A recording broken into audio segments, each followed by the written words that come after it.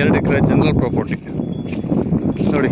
ಇಲ್ಲಿ ದಾರಿ ಇದೆ, ಇದು ದಾರಿ ಇದೆ ಜಮೀನಿಗೆ. ಇಲ್ಲ ಅಲ್ಲಿ ಒಂದು ಫಾರ್ಮ್ ಹೌಸ್ ಆಗಿದೆ ಚಿತ್ರದುರ್ಗ ನಿಯರಲ್ಲಿ. ನೋಡಿ ಸಿಟಿ ಕಾಣಿಸ್ತಾ ಇದೆ, ಚಿತ್ರದುರ್ಗ ಸಿಟಿ ಇದೆ. ಇಲ್ಲಿ ಸಿಟಿ ಕಾಣಿಸ್ತಿದೆ. ಅದಕ್ಕೆ ಅಟ್ಯಾಚ್ ಆಗಿ ಇದೇ ಭೂಮಿ ನಿಮಗೆ ಕೆಂಪು ಭೂಮಿ ನೋಡಿ, ಭಾಳ ಚೆನ್ನಾಗಿದೆ.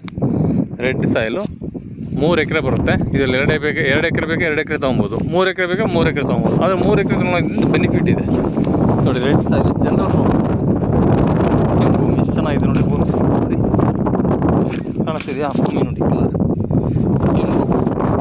ಇಂಥ ಒಂದು ಒಳ್ಳೆ ಭೂಮಿನ ಸೆಲೆಕ್ಷನ್ ಮಾಡಬೇಕು. ಅದು ಚಿತ್ರದುರ್ಗ ಏರಿಯಾದಲ್ಲಿ ಒಳ್ಳೆ ಕೆಂಪು ಭೂಮಿ ಸಿಗುತ್ತೆ ಅಂತ ನಾವೆಲ್ಲ ಖುಷಿ ಪಡಬೇಕು.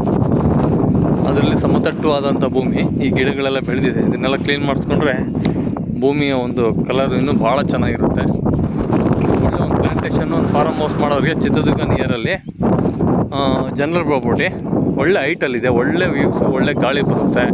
ಶುದ್ಧವಾದಂಥ ಒಂದು ಹಸು ಅಂತೂ ಒಂದು ಎಮ್ಮೆ ಈ ಥರ ಇಟ್ಕೊಂಡ್ಬಿಟ್ರೆ, ಒಂದು ಫಾರ್ಮ್ ಹೌಸ್ ಮಾಡಿಕೊಂಡ್ರೆ ಒಳ್ಳೆ ಹಾಲು ಮೊಸರು ತಿನ್ಬೋದು. ಮನುಷ್ಯ ಒಳ್ಳೆ ಜೀವನ ಸಾಗಿಸೋದಕ್ಕೆ ಇಂಥ ಒಂದು ಒಳ್ಳೆ ಕಮ್ಮಿ ಇನ್ವೆಸ್ಟ್ಮೆಂಟಲ್ಲಿ 15 ಲಕ್ಷ ಹೇಳ್ತಾರೆ, ನೆಗೋಷಿಯಬಲ್ ಆಗುತ್ತೆ. ಒಳ್ಳೆ ಒಂದು ರೇಟಲ್ಲಿ ನಾನು ಚಿತ್ರದುರ್ಗ ಬರೀ ಇಲ್ಲಿಂದ 11 ಕಿಲೋಮೀಟ್ರ್ ಆಗುತ್ತೆ. 11 ಕಿಲೋಮೀಟ್ರ್ ಚಿತ್ರದುರ್ಗ ಆಗುತ್ತೆ. ನಿಮಗೆ ಭಾಳ ಒಳ್ಳೆ ಪ್ಲೇಸ್ ಇದೆ ಜನರಲ್ ಪ್ರಾಪರ್ಟಿ. ಯಾರಿಗೆ ಬೇಕಾಗಿದ್ದರೆ ನಾನು ನಂಬರ್ ಕಾಲ್ ಮಾಡಿ.